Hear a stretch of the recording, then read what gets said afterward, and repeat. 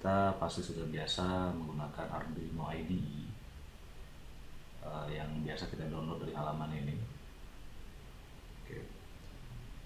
While it's okay untuk program yang sederhana atau selama doing prototyping, once kita udah mulai serius untuk develop aplikasi atau program Arduino yang lebih kompleks, kita pastinya perlu tools yang lebih powerful yang bisa menyediakan fungsi seperti code completion, debugging, dan lain-lain.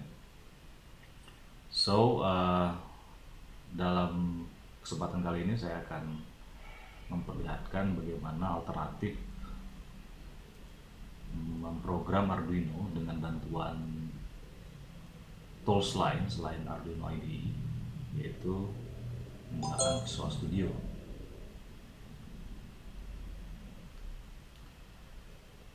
Visual Studio yang akan kita gunakan sebenarnya tidak harus Visual Studio Enterprise Edition seperti yang saya punya di sini.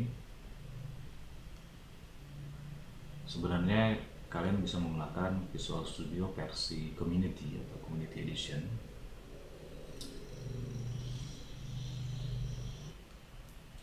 Nah, bagaimana meleverage Visual Studio?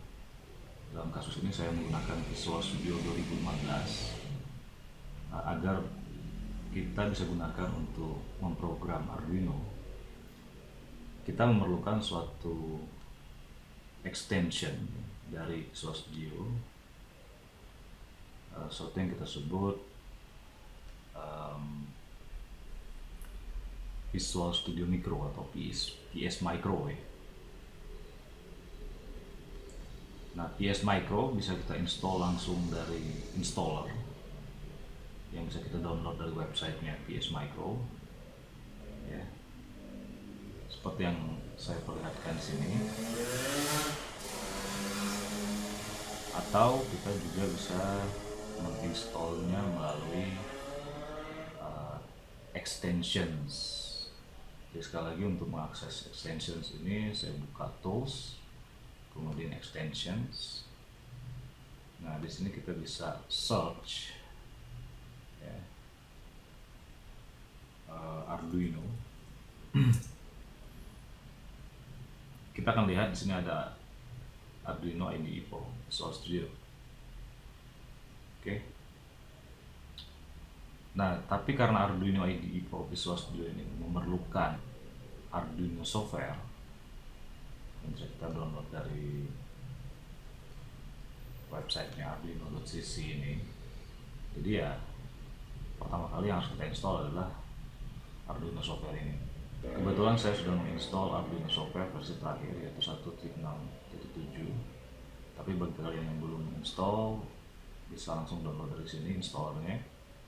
Sesuaikan dengan OS kalian, apakah Windows, OS X atau Linux.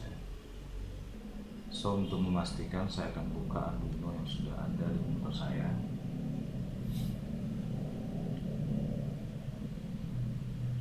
Oke, so bisa kita lihat Arduino sudah terinstall di sini.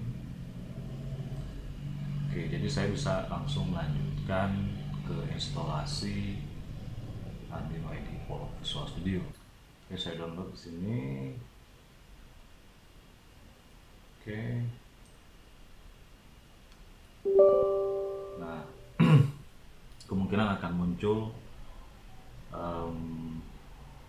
dialog ya, untuk mengizinkan instalasi ini. Klik yes. Installing proses akan berjalan. Kita lihat di sini adalah Visual Studio Extension Installer akan melakukan instalasi. Lalu klik install. Oke, installation is completed. Terus, right. So, kita akan lihat halaman visualmicro.com terbuka di sini. Di sini kalian bisa membaca lebih jauh ya, bagaimana menggunakan tools ini. Dari mulai installation, setup, create your first project,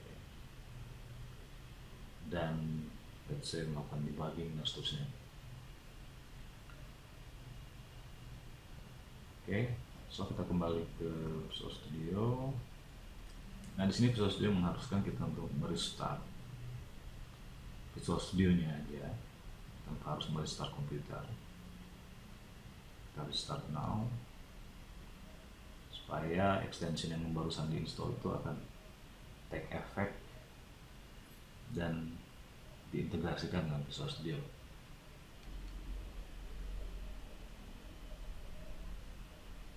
Oke, dialog ini akan muncul hanya pertama kali sesaat setelah kita menginstall Visual Micro ya. Di sini Visual Micro memerlukan beberapa data yang berkaitan dengan Arduino software yang sudah install.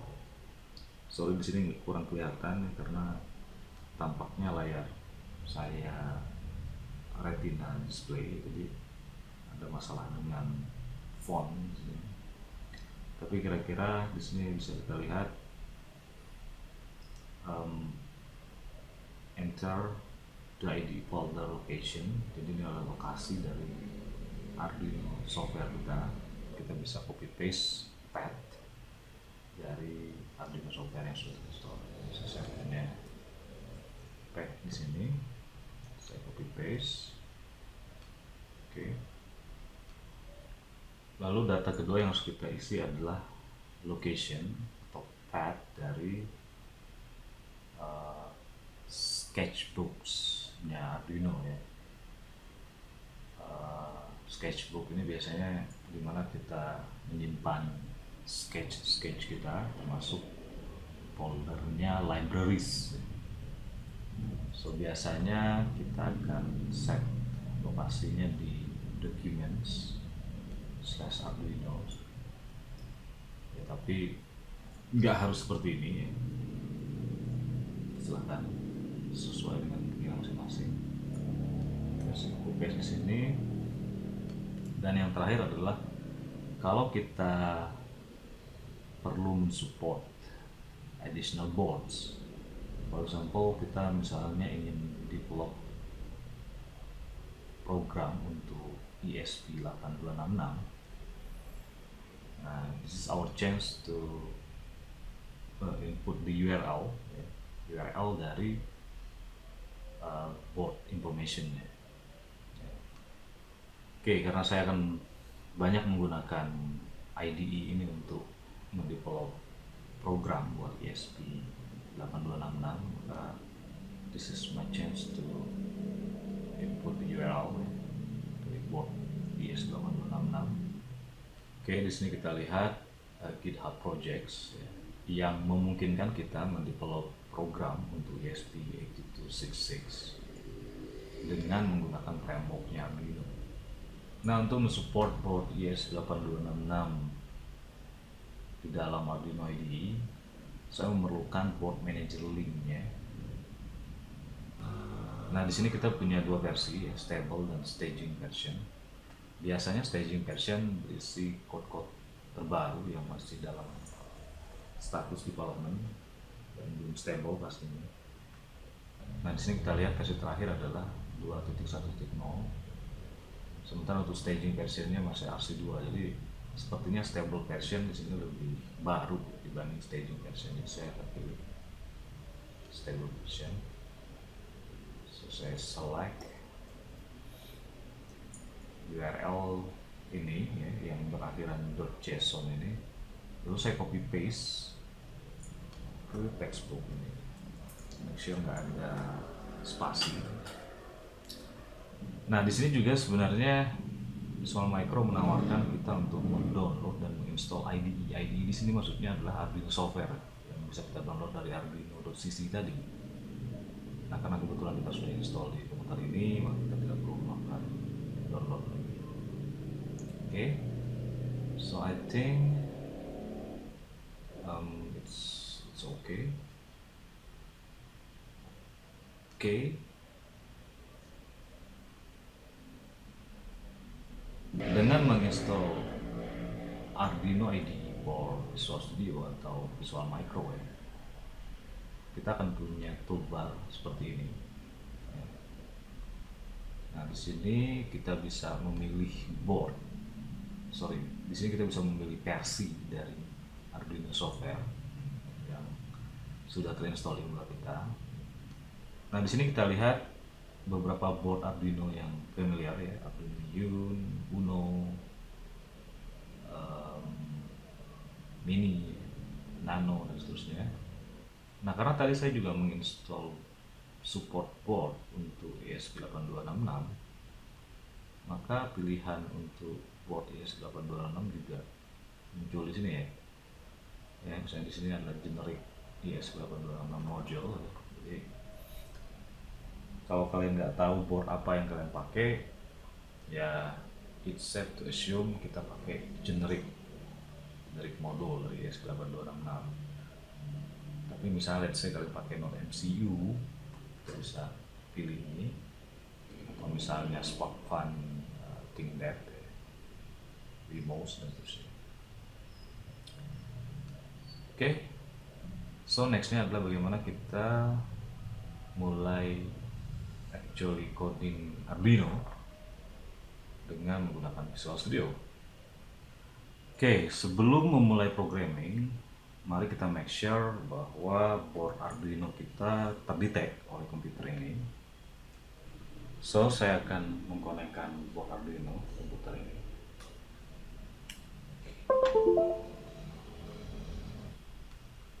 Mari kita cek device manager.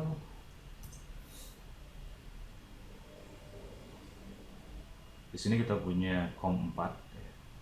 Tampaknya ini Arduino board kita. Nah, once Arduino board kita sudah ke-detect, it's time for us to program it. Kita akan buka examples-nya Arduino ya. Nah, untuk mengakses itu, kita bisa akses dari Tools, Visual Micro, lalu Visual Micro Explorer. Oke, di sini kita akan lihat install board ya, reference, dan examples. Oke, kita akan buka program Hello World kita, Blink ya, seperti ini. Saya buka open copy ya. Nah, di sini sebenarnya Visual Micro akan mengimport project Arduino agar menjadi projectnya Visual Studio. Oke, right. This is our code. Karena di sini saya menggunakan Arduino Uno ya, maka saya harus make sure Arduino Uno atau Genuino Uno terpilih di sini. Lalu saya harus pilih COM, dalam hal ini COM4 sebagai serial port yang akan digunakan untuk mengupload program. Oke, I think that's all. Lalu kita bisa langsung coba build and upload.